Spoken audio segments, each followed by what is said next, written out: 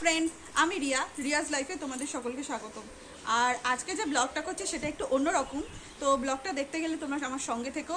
আর আজকের ভিডিওটা আমি স্টার্টও করেছি একটু বেলার থেকে। কি করব বলো, সবসময় তো সব কিছু হয় না। তো যাই হোক, ভিডিওটার সঙ্গে আজকে থেকো। আর চলো, সারাদিন কি করি, বিকেলে কি করি, সন্ধ্যেবেলা কি করি দেখতেই পাবে। তো গিয়েছিলাম সেই, এখন ফিরছি ও বাড়ি থেকে। আর এতে প্রচুর কাঁঠাল, আম সব কিছু, আর এত রোদ্দুর উঠেছে। আর সব থেকে মেন কথা, না ভাই বাড়ি আছে না বাবা বাড়ি আছে, আমরা তো সবাই একা। আর একজন পেছনে যে সাইকেল চালাতে চালাতে আসছে। বিকেলবেলা একটু বেড়াতে যাব, ও যেহেতু বায়না করছে বাড়িতে কেউ নেই। তো চলো দেখা যাক এরপর কি হয়। আমি রেডি হয়ে তো বসে আছি চুপচাপ ঘরের মধ্যে। এখনো যারা যারা যাবে তারা কেউ একজন এসে পৌঁছায়নি, আমার মা তো এখনো রেডি হয়নি। আর সবসময় জানো, বরাবর আমি রেডি হই আর আমাকে সবাই বলে তুই এখনো রেডি হসনি, এখনো রেডি হসনি। তো আমি ফার্স্ট থেকে রেডি হয়ে বসে আছি, আর কেউ রেডি হয়নি এখনো পর্যন্ত। বোকার মতো তো দেখি কতক্ষণ বসে থাকি। তারপরে যেখানে যাব সেখানে ঘুরবো, দেখবো কেমন লাগে, তোমরাও দেখবে আমার সাথে। আরে এসো গো, কত দেরি করবে? তুমি তো অন্ধকারে পুরো মিশে গেছো। চলো চলো, কি জানো সব আমরা কত মহাভারত অশুদ্ধ। বোতল না গেলে গলার তৃষ্ণাটা কেমে যাবে। ওই দেখ বড় অ্যাম্বাসাডার এসেছে। এই এসে গেছি। আমরা তো সবাই টোটো করে উঠে পড়েছি, আর গল্প করতে করতে রাস্তার চারিদিক দেখতে দেখতে বেশ আনন্দ করতে করতেই যাচ্ছিলাম।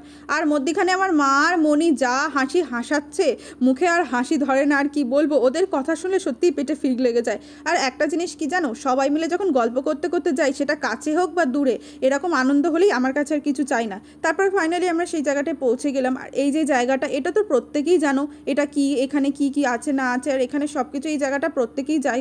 আমি আবারও বলে থাকি, এটা ইকো পার্কের পাশে যে ঝিলপাটটা, এখানে সবাই চেনে, সবাই গিয়েছে। আর আমি জানো, সবার মধ্যে দুর্ভাগ্য, আমারই কপালটা খারাপ, আমি কোনোদিন এখানে সন্ধেবেলা যাইনি। আর এর ভিতরটা এত লাইটিং, এত সুন্দর, আমি সেখানে কোনোদিনই যাইনি। আমি তো প্রথমবার, অনেকেই গিয়েছে, আর আমার তো দেখে মনে হচ্ছিলো আমি যেন স্বর্গে এসে গিয়েছি। মনি আবার আমাকে একটু হাত দেখিয়ে দেখিয়ে দেখাচ্ছিল যে ওখানে যে কাঁচের মধ্যে এই যে ক্রিস্টাল টাইপের আছে না, এইগুলো নাকি লাইট জ্বলে। তা ওটা কাছে গিয়ে আমি আবার হাত দিয়ে দেখছিলাম, সত্যি এটা এত সুন্দর দেখতে, এটা নাকি লাইট জ্বলে আরও সুন্দর লাগে। কিন্তু লাইটটা আর জ্বলছিল না, আমার দুর্ভাগ্য। তারপর আমি আর মনি গল্প করতে করতে একটু এগিয়ে গিয়েছিলাম ভেতরে। আর এত সুন্দর হাওয়া বইছিল, এত গরম যে পড়েছে, ওখানে গিয়ে কোনো মালুমই পাওয়া যাচ্ছিল না, এত হাওয়া বইছিল। চুলগুলোর অবস্থা খুব খারাপ হয়েছিল, কিন্তু ওই যে ফ্যাশন মারতে গেলে তো চুল তো একটু খুলতেই হবে। তারপরে তো ভিতরে পৌঁছে গেলাম, গিয়ে একটু চারপাশটা দেখছিলাম। দেখতে দেখতে এর ওপরটায় উঠলাম, আর এইদিকে যে লাইটিংটা এত সুন্দর আর এত ভালো লাগছিল। জলটা দেখে বিশেষ করে বাবুর তো খুব আনন্দ লাগছিল, কিন্তু ওকে যে জিজ্ঞাসা করলাম, তোমার ভালো লাগছে? ভালো লাগছে না কেন? এর ভিতরে তো ঢুকছি তো। চল, ইকো পার্কে সন্ধ্যা হয়ে গেছে, ঘুরে কি করে ঢুকে কি করে? ঢুকতে তো পারবি, 8টার মধ্যে বের করে দেবে। 1 ঘন্টা কি হয়েছে? 8টার মধ্যে বের হলো, 1 ঘন্টার মধ্যে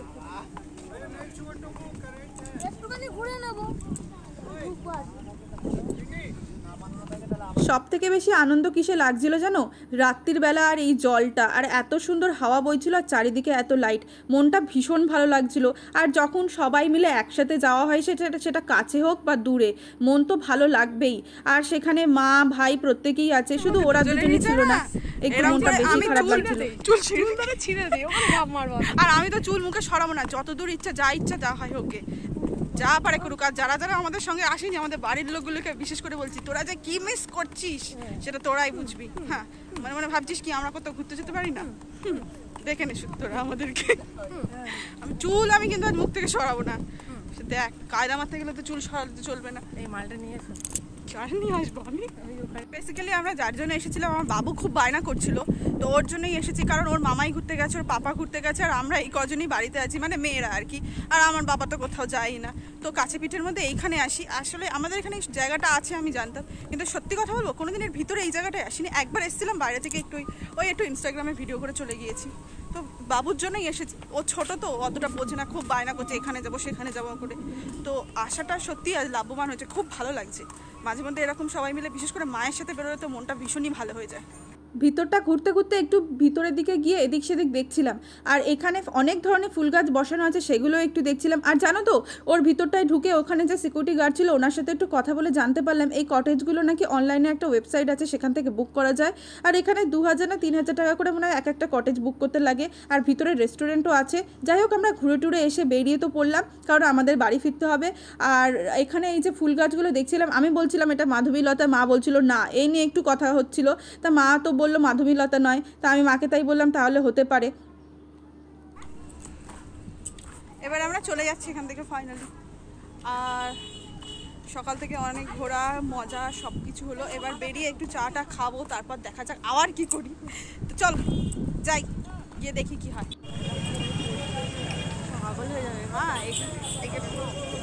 এত গরম। আর হাওয়াও হচ্ছে, তাও গরম, প্রচন্ড গরম লাগে। এমনই ছেড়েছে, এমনই। এই চা আসছে, চলো। শুরু করে দিয়েছে আমাদের ম্যাডাম, বাইরেও চা ভেতরেও চা, সব জায়গায় চা। চা খেয়েই মরে, শুধু চাই। আর ইনি তো কিছুই খাবে না। এই তুই কি খাবি? ভদ্র। আর আমার চা আমি ধরতে পারছি না, দেখ ওইটা ভেঙে পড়ে যাবে। তাই খাওয়াবে তো, বেরিয়ে খাবি তো বললি। খাবো, কি কষ্ট।